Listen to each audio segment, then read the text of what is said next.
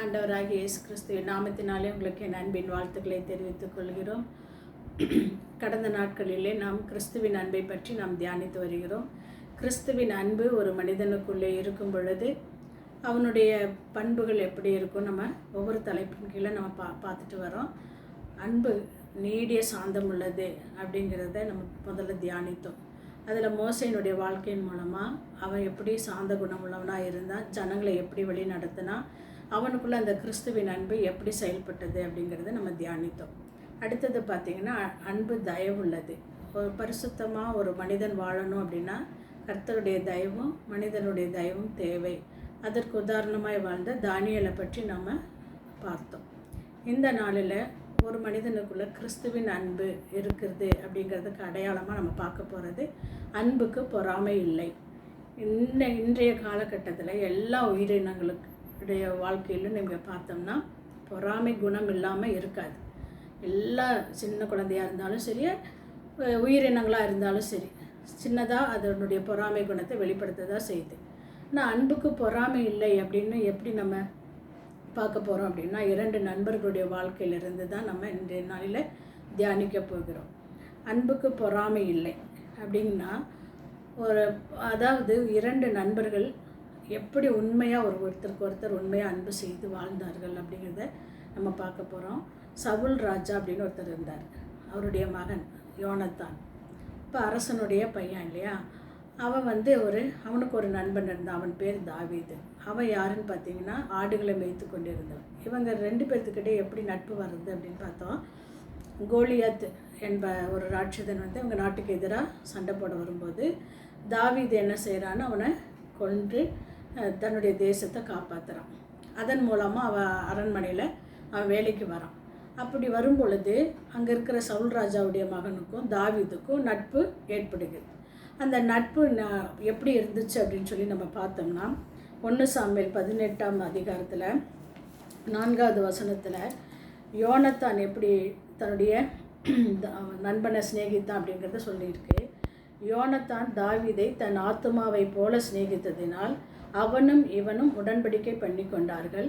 யோனத்தான் போர்த்து கொண்டிருந்த சால்வையை கலற்றி அதையும் தன் வஸ்திரத்தையும் தன் பட்டயத்தையும் தன் வில்லையும் தன் கச்சையையும் கூட தாவீதுக்கு கொடுத்தான். அப்படி அவன் ரொம்ப ஆழமாக தாவீதை நேசித்தான். ஆனால் பாருங்கள், சவுல் ராஜாவுக்கு இவங்களுடைய நட்பு பிடிக்கலை. யோனத்தானை கூப்பிட்டு கண்டிக்கிறார். ஆனால் யோனத்தான் அதை கேட்கவே இல்லை. எதனால் அவர் அப்படி கண்டிக்கிறார் அப்படின்னா, அந்த கோலியாத்தை கொன்ற அந்த விஷயத்தில் சவுல் ராஜா அந்த ஆடல் பாடலோட ஸ்திரீகள் பாடிட்டு வரும் பொழுது சவுல் கொன்றது 1000, தாவீது கொன்றது 10000 என்று முறையாய் பாடினான். அந்த வார்த்தை சவுலுக்கு விசனமாக இருந்தது. அதனால் அவன் என்ன செய்கிறான்னா, தாவீது மேலே ரொம்ப எரிச்சல் அடைகிறான். அதனால் அவன் மேலே ரொம்ப பொறாமை கொள்கிறான். அந்த பொறாமை குணம் நாளுக்கு நாள் அவனை கொல்லணுங்கிற அளவுக்கு தீவிரம் அடைஞ்சிட்டே வருது. அதனால் அவன் என்ன செய்கிறான்னா, அடிக்கடி அவனை கொல்றதுக்கு வகை தேடிட்டே இருக்கான். அவன் எப்பெல்லாம் அந்த பிளான் போடுறானோ அப்போல்லாம் யோனத்தான் என்ன செய்கிறான் அப்படின்னா, தாவீதுக்கு செய்தி அனுப்பி, இந்த மாதிரி எங்கள் அப்பா இந்த இடத்துல உன்னைய கொல்ல பார்க்குறாரு, நீ தப்பிச்சு ஓடிடு அப்படின்னு சொல்லி அவன் என்ன செய்கிறான், அவனை எச்சரிக்கை பண்ணி அவங்க அப்பாட்ட பேசி எப்படியோ அவனை காப்பாற்றிட்டே வந்துட்டே இருக்கான். அப்படி ஒவ்வொரு சமயமும் அவங்க இன்ஃபர்மேஷன் கொடுத்து அவனை காப்பாற்றிட்டே இருக்கும்போது ஒரு நாள் என்ன ஆகுது அப்படின்னா, அவனே நேராக அவங்க அப்பாட்ட கேட்குறான், தாவீது உங்களுக்கு இப்படி துரோகம் பண்ணானா, ஏதாவது உங்களுக்கு விரோதமாக பாவம் செஞ்சானா, உங்களை ஏதாவது கஷ்டப்படுத்தினானா, ஏன் அவனை கொல்றதுக்கு நீங்கள் இப்படி வைராக்கியமாக செயல்பட்டுருக்குறீங்க? அவன் அந்த கோலியாத்தை கொன்னதன் மூலமாக நம்மளுடைய நாட்டுக்கு நன்மை தானே செஞ்சான். அப்போ நீங்கள் சந்தோஷப்பட்டீங்களே. ஆனால் இப்போ அவனை எந்த ஒரு காரணமும் இல்லாமல் அவனை கொல்ல துடிச்சிட்ருக்கீங்களே. குற்றமில்லாத அந்த ரத்தத்தை நீங்கள் சிந்தி பாவம் செய்யலாமா அப்படின்னு சொல்லி அவன் ரொம்ப அவங்க அப்பாட்ட ரொம்ப பரிஞ்சு பேசுகிறான். அப்போ சவுல் ராஜா கிட்ட அவனை தாவீதை கொண்டாந்து விடுறான். அப்போ கொண்டாந்து விடும்போது அவனை மறுபடியும் கொஞ்ச நாள் சேர்த்துக்கிறாரு. திரும்பவும் மறுபடியும் என்ன ஆகுதுன்னா, அவன் மேலே ஒரு எரிச்சல் வருது, கோபம் வருது. அப்போ யோனத்தானுக்கு ரொம்ப வருத்தம். 1 சாமுவேல் 20 1-43 வரைக்கும் நம்ம அதை பார்க்கலாம். சவுல் சாப்பிடும்போது தாவீது பற்றி யோனத்தான்கிட்ட விசாரிக்கிறார். அப்போ அவன் சொல்கிறான், இல்லை அவன் பெத்லெஹேம் வரைக்கும் போகிறேன்னு சொல்லி என்கிட்ட தான் பெர்மிஷன் சொல்லிவிட்டு கேட்டுட்டு போயிருக்கிறான் அப்படின்னு சொல்லும்போது, அப்போ அவர் என்ன செய்கிறார், தன் மகன் கூட பார்க்காம அந்த தாவீது மேலே இருந்த கோபத்தில் யோனத்தானை கொல்ல போகிறார். அப்போ அவனுக்கு நல்லா தெரிஞ்சிருச்சு, தாவீதை கொல்றதுல அப்பா ரொம்ப தீவிரமாக இருக்கிறாரு, எப்படியாவது தன்னுடைய நண்பனை காப்பாற்றணும், அவனுடைய உயிரை காப்பாற்றணும் அப்படின்னு அவன் முடிவெடுத்து அடுத்த நாள் அவங்க 2 பேரும் ஒரு இடத்துல சந்திக்கிறதுக்கு ஏற்பாடு பண்ணுறான். அப்போ அவங்க 2 பேரும் என்ன செய்கிறாங்கன்னு பாருங்கள். அவங்க 2 பேரும் ஒருத்தருக்கு ஒருத்தர் கட்டி பிடிச்சி முத்தம் கொடுத்து ரொம்ப அழுகிறாங்க. ஏன்னா அவங்க கடைசியாக சந்திக்கிறாங்க. அப்போ 2 நண்பர்களுக்கு இடையில் ஒரு உண்மையான நட்பு எப்படி இருக்குதுன்னா, தன்னுடைய நண்பனுடைய உயிரை காப்பாற்றுறான். தன்னுடைய தகப்பன் ராஜா தான், ஆனால் அந்த ஏழை நண்பனை எந்த இடத்துல விட்டு கொடுக்காம அவனை காப்பாற்றி அவனோட ஸ்நேகமாக இருந்து அவனுக்கு உடைய எல்லா உதவிகளையும் அவன் செய்து கொடுக்கறது மூலமாக அவனுடைய அன்பு வெளிப்படுது.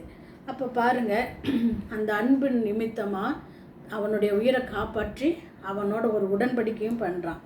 ஒருவேளை அடுத்தது நீ ராஜாவாக ஆகும்போது என்னை நினச்சிக்கணும், நான் அரியணையில் உட்காந்தாலும் உன்னுடைய குடும்பத்தை நான் பாதுகாப்பேன், நீ ராஜாவாக உட்காரும் பொழுது நீ என்னை நினைவு கூர்ந்துக்கணும்னு சொல்லி 2 பேர் ஒருத்தருக்கு ஒருத்தர் உடன்படிக்கை பண்ணி கட்டி பிடிச்சி அழுது அந்த நாளில் அவங்க பிரிஞ்சு போகிறாங்க. அடுத்தது பார்த்திங்கன்னா 2 சாமுவேல் 1ஆம் அதிகாரத்துல எல்லாம் பார்க்கும் பொழுது யோனத்தானுடைய மரணம் சொல்லப்பட்டிருக்கு. ஒரு போருக்காக போகும் பொழுது அவனை பட்டயத்தால் அவனை கொன்று போடுறாங்க. யோனத்தான் இறந்து போகிறான். அந்த இறந்த செய்தி யாருக்கு போகுது அப்படின்னா தாவீதுக்கு போகுது. அப்போ அவன் ரொம்ப அழுது புலம்புறான். ஐயோ, என்னுடைய சிநேகிதன் ஆத்மாவை போல இருந்தானே, என்னுடைய நண்பன் இறந்து போயிட்டானே அப்படின்னு சொல்லி ரொம்ப நாள் அழுது அவன் ரொம்ப துக்கம் கொண்டாடிட்டே இருக்கான். அப்போ அவன் அவ்வளவு அன்பு செலுத்தியிருக்காங்க ஒருத்தருக்கு ஒருத்தர். அந்த அன்பு நிமித்தமாக ரொம்ப நாள் துக்கம் கொண்டாடி அழுது புலம்பி தன்னுடைய நண்பனுக்காக ரொம்ப வேதனைப்படுறான். அப்படியே நாட்கள் கடந்து போகுது.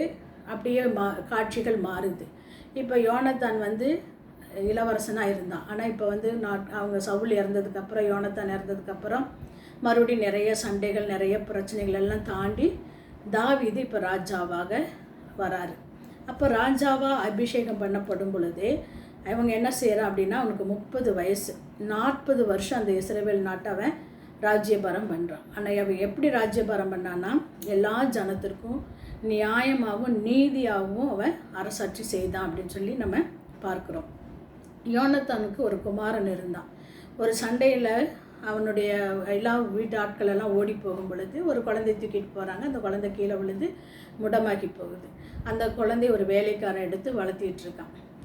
இவன் என்ன செய்கிற, ராஜாவானதுக்கு அப்புறம் நான் யாருக்காவது நன்மை செய்ய வேண்டியது இருக்குதா அப்படின்னு சொல்லி இவன் விசாரிக்கிறான். அப்படி விசாரிக்கும் பொழுது யோனத்தானுக்கு ஒரு குமாரன் இருக்கிறான் அப்படிங்கிற அந்த நியூஸ் அவனுக்கு போகுது.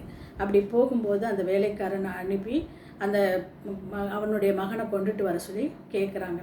அப்போ அவன் அவனை கூட்டிகிட்டு வராங்க. அப்போ கூட்டிகிட்டு வரும் பொழுது அவன் ரொம்ப பரிதாபமாக இருக்கான்.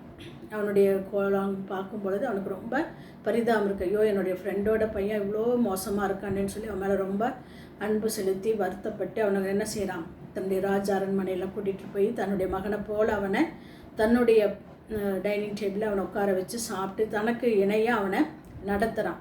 தன்னுடைய நண்பன் பேரில் இருந்த அந்த அன்பு அவனுடைய மகனுக்கும் அவன் தயவு செய்து தன்னோட அரண்மனையில் தன்னுடைய பிள்ளைகளோடு சேர்ந்து அவனை வளர வைக்கிறான்.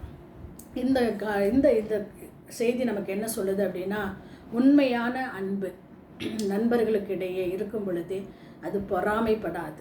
அந்த பொறாமைங்கிற குணம் வரலை. அவனும் பணக்காரனாக இருந்தான், இவன் ஏழையாக இருந்தான். இவன் பணக்காரனானா அவனுடைய நண்பனுடைய மகன் ஏழையாக இருந்தான். ஆனால் எந்த ஒரு இடத்துலையுமே நம்ம பார்க்கவே முடியல பொறாமைங்கிற அந்த குணம்.